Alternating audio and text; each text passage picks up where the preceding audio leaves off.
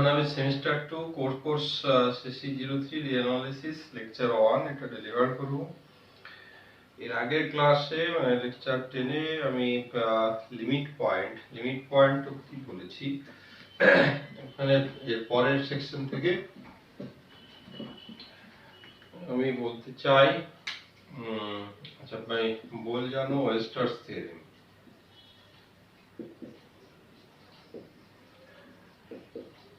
Bolzano Weierstrass theorem for sets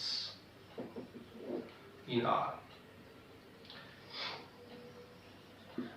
Statement every infinite and bounded subset of R has at least one limit point in R. বলা হলো না infinite bounded subset of R হলেই অন্ততপক্ষে একটা হলেও limit point থাকবে। দুটো শর্তই হতে হবে, infinite as well as bounded.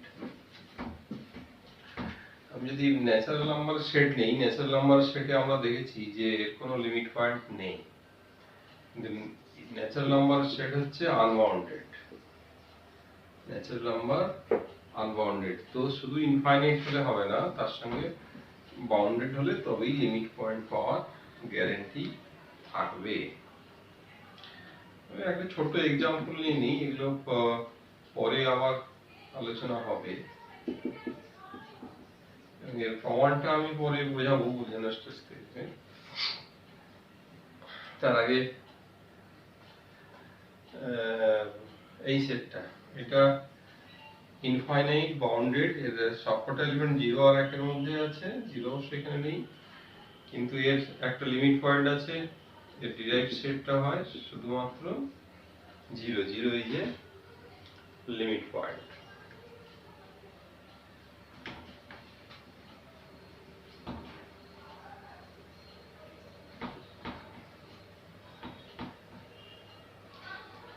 আচ্ছা, ডিরাইভড সেট এইভাবে লেখা হয়, এটা হচ্ছে set of all limit points. Set of all derived set of S on S prime equals to set of all limit points of S. Set of all limit points of S. এটাকে বলা হয় derived set of S. এবারে আমি কিছু derived set এর উপরে কিছু theorem আছে, সেগুলো একটু বলে নিতে চাই। ছোট ছোট theorem. A subset of B এটা ইমপ্লাই করবে ডিরাইভড সেট, মানে কি না এটা ডিরাইভড সেট হলে এইখানে আমি দেখি এটা প্রপার সাবসেটের সিম্বল দিয়েছি, এটা ইকুয়াল টু দিয়েছি, তার মানে এরকম হতে পারে যে সেটটা প্রপার কিন্তু এটা ডিরাইভড সেটে ইকুয়াল হতে পারে। আমি আগে একটু এক্সাম্পল নিয়ে নিই। Suppose A equals to Q, B equals to এটা নিয়ে নিতে পারি, রিয়েল নাম্বার নিয়ে নিতে পারি, বা Q এর থেকে বড় দুটো ফাইনাইট সেটের ইউনিয়ন করে দিতে পারি। তাহলে এর ডিরাইভড সেটটা কি হবে? সমস্ত রিয়েল নাম্বারই এর যা হয়, B এর ডিরাইভড সেটটাও হয়ে যাবে। আর এক্ষেত্রে A আর B প্রপার সাবসেট, কিন্তু ডিরাইভড সেট হচ্ছে ইকুয়াল। তার মানে ছোট সেটের ডিরাইভড সেটটাও বড় সেটের সঙ্গে সমান হয়ে যেতে, ডিরাইভড সেটের সঙ্গে সমান হয়ে যেতে পারে। তাই এখানে এই সাইনটা দেওয়া আছে। তো এইখানে আমাকে এটা প্রমাণ করতে হবে। প্রমাণ খুব সহজ। আমি এই ধরনের প্রমাণের ক্ষেত্রে, সাবসেট প্রমাণের ক্ষেত্রে কি ধরতে হবে সেটা খুব সহজেই বোঝা যায়। কি ধরতে হয় না, যে ছোট সেটে এলিমেন্ট ধরতে হয়। তার আগে একটা জিনিস, যে ডিরাইভড সেট মানে নাল সেট হওয়ার সম্ভাবনা সবসময় থাকে, তাই এই কেসটা আগে আলোচনা করে নিতে হয়। যে এটা যদি নাল সেট হয়, নাল সেটও প্রত্যেকেরই সাবসেট, কমনের কিছু নেই। ইফ এটা ইকুয়ালস টু 5 দেন অটোমেটিক্যালি এটা সাবসেট হবে এটা। খুব ইজি। তাহলে প্রথমে ধরবো যে সাপোজ এই ডিরাইভড সেটটা নট ইকুয়ালস টু 5, মানে এলিমেন্ট রয়েছে, তো এখানে একটা এলিমেন্ট আমি ধরবো এবং ধরে নেব যে x সাপোজ এর একটা এলিমেন্ট। x যদি এই ডিরাইভড সেটে থাকে তার মানে x টা হচ্ছে লিমিট পয়েন্ট অফ a। তাহলে লিমিট পয়েন্ট অফ a যদি হয় তাহলে সংজ্ঞা অনুযায়ী এর একটা বা ওই এপসাইলন দিয়ে যে সংজ্ঞাটা বা যে ফর্মটা দিয়েছিলাম সেটা দিয়েও লেখা যেতে পারে। এটা কি ইমপ্লাই করবে না এই x minus epsilon x plus epsilon থেকে যদি x টা বাদ দিয়ে দেওয়া হয় তার সঙ্গে যদি ইন্টারসেকশন a করি সেটা হবে নট ইকুয়ালস টু 5। কতগুলো এপসাইলনের জন্য? For every epsilon greater than 0। এটা কি ইমপ্লাই করবে না এটা ইমপ্লাই করবে x plus epsilon minus x intersection b not equals to 5। কেন না আমি এই সেটটা চেঞ্জ করেছি, আবার এর থেকে b সেটটা বড়, তাহলে এর সঙ্গে যদি কমন এলিমেন্ট থাকে, আরো বড় সেটের সঙ্গে তো কমন এলিমেন্ট থাকবেই, এটা আরো বড় সেট না, এই সেটটা তো আরো বড়। তাহলে এখানে কি হবে, এখানে এলিমেন্ট অবশ্যই থাকবে। যেহেতু এর arbitrary epsilon for every epsilon, এটা ইমপ্লাই করবে x is a limit point of b, limit point of b।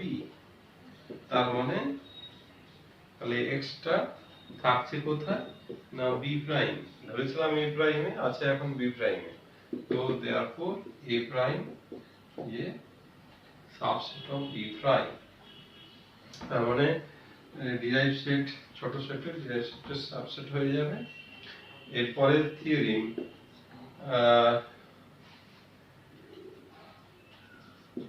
a intersection b a derived set subset of derived set এর intersection। এটারও একটু আলোচনা করে নেওয়া ভালো যে এখানে এই প্রমাণটা দিয়েছে, তার মানে ইকুয়াল টু না হওয়ারও একটা চান্স আছে, হতেও পারে নাও পারে। তো আগে একটা উদাহরণ নিয়ে নিই, ইকুয়াল টু হবে না। Suppose a equals to open interval 1 2, b equals to open interval 2 3। তাহলে a intersection b এটা হচ্ছে নাল সেট, তাহলে নাল সেটের আবার ডিরাইভড সেটও হচ্ছে null set. a derived set আমরা জানি ক্লোজড ইন্টারভ্যাল 1 2, b এর ডিরাইভড সেট হচ্ছে ক্লোজড ইন্টারভ্যাল 2 3। তাহলে a prime intersection b prime এটা হলো সিঙ্গেলটন 2। তার মানে এইটা আর এটা proper subset not equals to.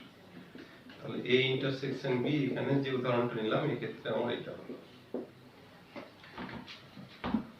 এই ক্ষেত্রে এইটা হলো। এখন তাহলে এই প্রমাণটা এটা খুবই সহজ প্রমাণ, এটা আগে থিওরিমের অ্যাপ্লিকেশন।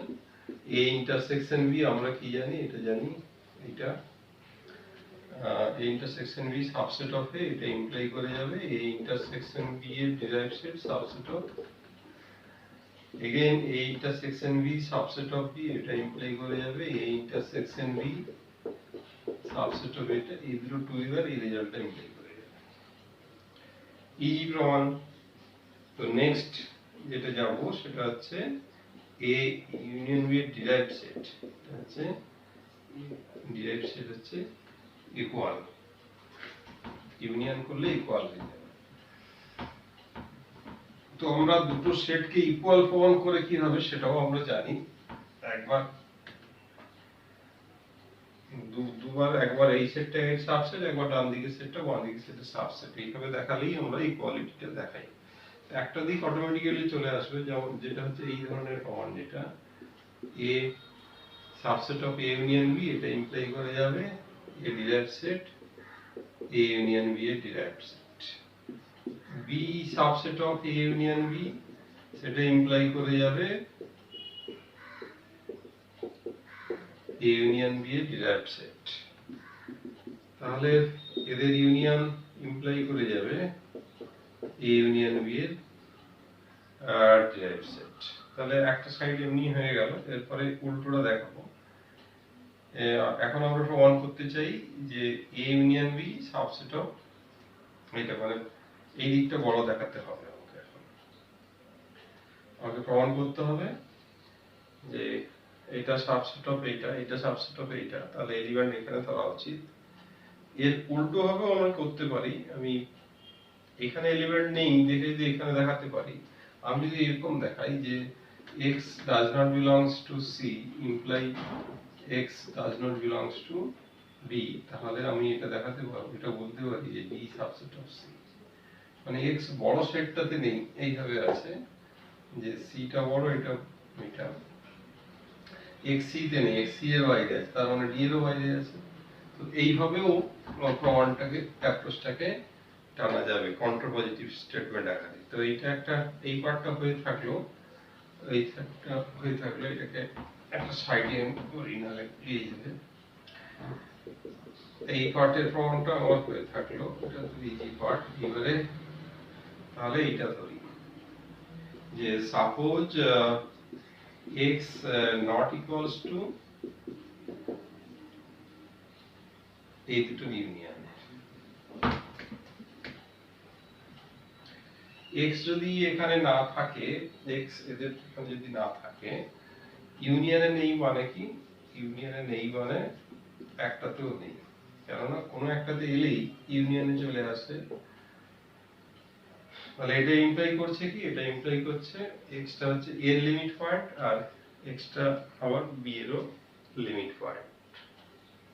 আমি একটু ভুল বলে দিলাম, x এতে নেই মানে ডাজ নট বিলংস, তাহলে x এটারও লিমিট পয়েন্ট হবে না, x b এরও লিমিট পয়েন্ট হবে না। এখন লিমিট পয়েন্ট না হলে কি হবে, লিমিট পয়েন্ট হলে যেটা হতো তার ঠিক উল্টোটা হবে। লিমিট পয়েন্ট হলে কি হবে, লিমিট পয়েন্ট হলে প্রত্যেকটা ইপসিলনের জন্য ইন্টারসেকশন x এর নেইবারহুডের সঙ্গে এর ইন্টারসেকশনটা নট ইকুয়ালস টু 5 হতো, তার মানে প্রত্যেকটা নেইবারহুডেই এর পয়েন্ট থাকতো। যেহেতু লিমিট পয়েন্ট নয়, তাহলে অ্যাট লিস্ট একটা নেইবারহুড পাবো যেখানে এর কোনো পয়েন্ট নেই। একই কারণে b এরও একটা নেইবারহুড পাবো যেখানে x এর একটা নেইবারহুড পাবো যেখানে b এর কোনো পয়েন্ট থাকবে না। তাহলে এখান থেকে কি পাবো, দিস ইমপ্লাইজ there exist আচ্ছা two positive numbers করে দিই, two positive numbers epsilon 1 and epsilon 2 such that x minus epsilon 1 x plus epsilon 1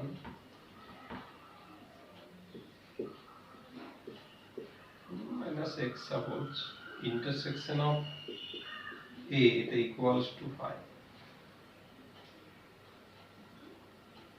এটা equals to 5, মানে একটা নেইবারহুড অবশ্যই পাওয়া গেল যেখানে a এর সঙ্গে এই নেইবারহুডের কোনো এলিমেন্ট নেই, ওটা বাদ দিলে আর কি। একই রকম ভাবে x minus epsilon 2 x plus epsilon 2 minus x এর সঙ্গে b এর ইন্টারসেকশন যেতে করি সেটা হবে 5। এইবারে আমাকে এই দুটো অ্যাকশন ইউজ করতে হবে, এই দুটো এপসিলনকে একই করতে হবে। তো এটাকে যদি আরো ছোট করতে গেলে এপসিলনকে ছোট নিতে হবে। তো এপসিলন সমান এই দুটোর যদি আমি মিনিমামটা নিই,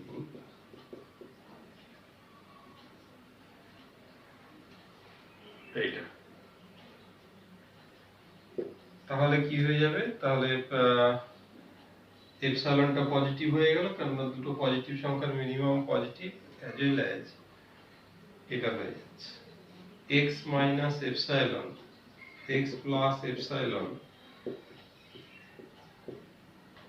এটার সঙ্গে যদি আমি এর ইন্টারসেকশন করি এটাও হবে গিয়ে 5, এটাও হবে 5, কেননা এই দুটোর মিনিমাম নেওয়ার সঙ্গে সঙ্গে এই সেটটা আরো ছোট হয়ে গেল, তাহলে এর সঙ্গে এই সেটটার ইন্টারসেকশন ফাই ছিল, এর থেকে আরো ছোট সেটের সঙ্গে ইন্টারসেকশন সেটাও তো ফাই হবে। আবার x minus epsilon x plus epsilon minus x এটার সঙ্গে b এর ইন্টারসেকশন এটাও কি হয়ে যাবে না, এটাও ফাই হয়ে যাবে। তাহলে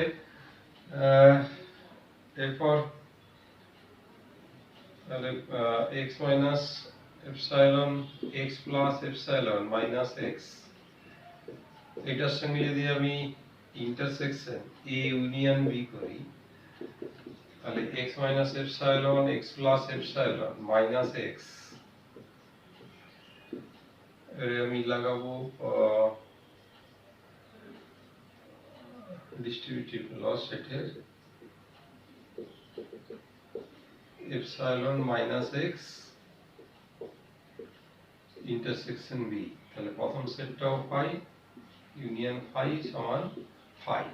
তাহলে কি দাঁড়ালো না, একটা নিবারণ পেলাম যেখানে a ইউনিয়ন b এর কোনো পয়েন্টই নেই ইন্টারসেকশনে, তাহলে এটা ইমপ্লাই করবে x is not a limit point of a union b, that means x does not belongs to a union b derived set। তাহলে therefore তাহলে a ইউনিয়ন b এর derived set এটা subset of derived set of এটা আগে, তাহলে এই দুটো একসঙ্গে কম্বাইন করলে এই দুটো সমান, এই দুটো সমান।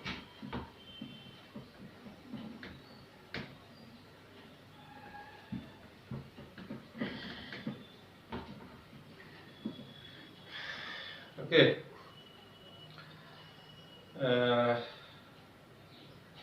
এরপরে পরের লেকচারে আমি কিছু ডিরাইভড সেটের অঙ্ক করাবো, তারপরে আবার